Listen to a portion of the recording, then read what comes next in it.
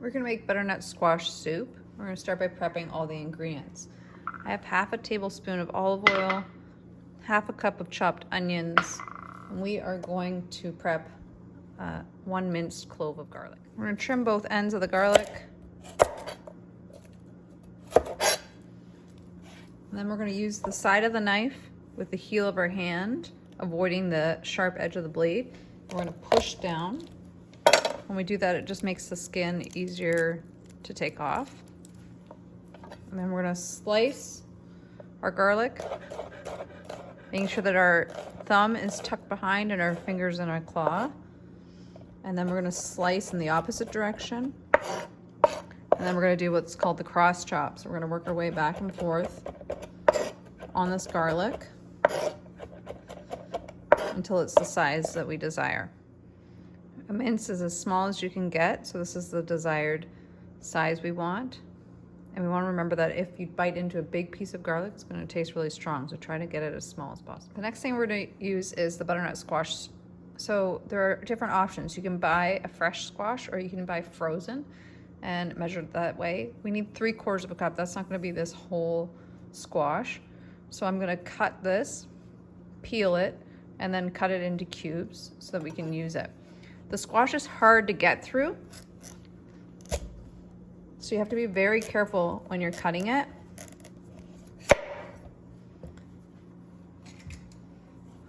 That when you're putting down the pressure that you need, that your fingers aren't anywhere close by.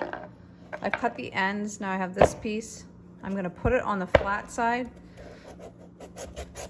and cut in this direction. And now that I have it cut like this, I'm going to peel it. I've peeled my butternut squash, now I'm gonna cut it.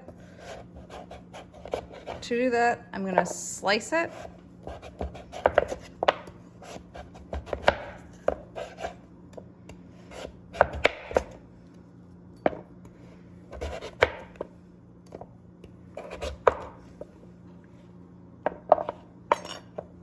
And then I'm gonna cut it in this direction. And then cut it the opposite direction into cubes. Because we're making butternut squash soup for one person, we need 3/4 of a cup.